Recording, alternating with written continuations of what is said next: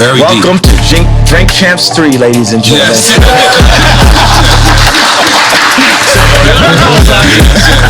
Yes. Okay. We back up in this bitch like we never left. Because, like, who lit? Who lit? Right. Tell me, who lit? I know, I want to know. Like, Drink Champs lit. Who lit? Yeah, exactly. Drink Champs lit. Drink Champs lit. You want to go there?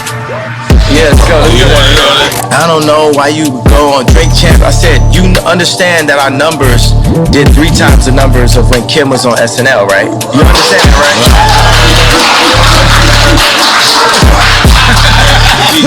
Really, nothing fucks with a Drink Champs interview, right? It's like that. What you guys are doing was different right here, because as you're talking, I was like, wow, there wouldn't have been no way for me to become president without coming to Drink Champs. Strange how the entertainment world goes. 1 minute you got Kanye West out here calling out Diddy and blasting all of their private text messages, and then you have him on Diddy's Revolt TV on Drink Champs, in which he says the most controversial statements that have the host now doing this whole apology tour.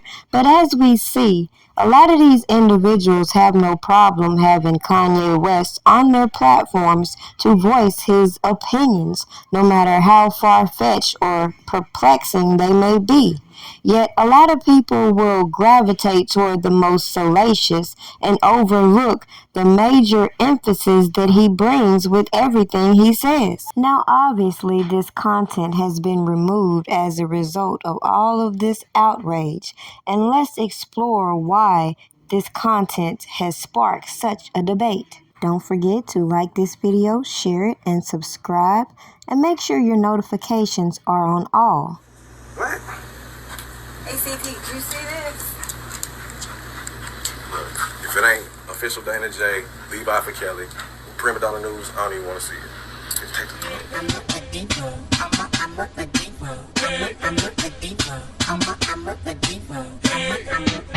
I was really extremely disappointed, and it's I guess a bit strange to be continually disappointed by Kanye West, but I didn't hear about his statements until Sunday morning when the brother of George Floyd, Clonis, gave me a call and said he was irate. He was extremely hurt by the statements that Kanye West made. I had to go look up the interview and see that he was now blaming a drug overdose, a theory that was well debunked in court, as you all pointed out, something that is clearly not the reason that George Floyd died.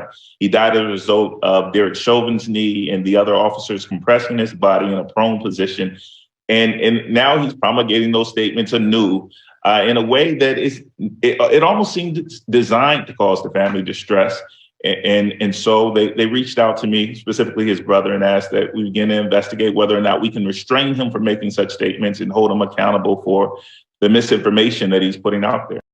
Now, putting in perspective what we're seeing, everybody that knows about this specific case knows that these officers were charged for specific acts.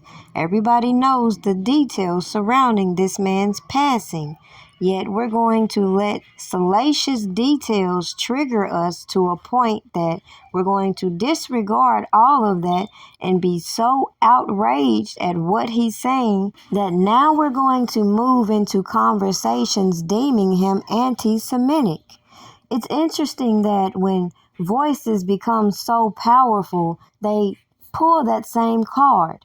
It's a lot of powerful voices that have been deemed anti-Semitic and have been pulled from these platforms. Yet at the end of the day, I thought it was about freedom of speech. Yet they'll come out and say that let's hold these people accountable for their freedom of speech. Yet we see all these other platforms who get their monetization off of selling salacious details. So what makes these celebrities so much more higher on the scale that they have so much more accountability than the average person?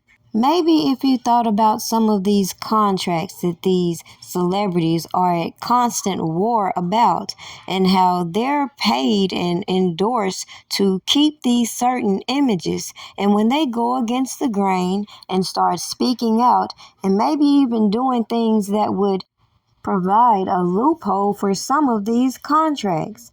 As I have learned in certain other cases, some of these artists have been bound to these images, so they begin to act out as a way to have these contracts null and void. Then you have artists like Diddy, for example, who just changes their name all the time. It makes you wonder, is this a legal strategy? Now, of course, this family has the right to feel some type of way and even pursue legal ramifications if that's their choice. But I just find it very interesting how we see that is the first go-to for these individuals when it comes to these artists who are acting out of character. It's also very entertaining watching these self-righteous opinions give their feedback on what they call rants. And never mind the fact that this whole platform is centered around people getting drunk and telling all the details. So if they do slip up out of character, isn't that a little bit crazy to hold them to these high standards? Better yet, why do these interviewers feel so compelled to try to backtrack from the fact that they're using and exploiting these very celebrities?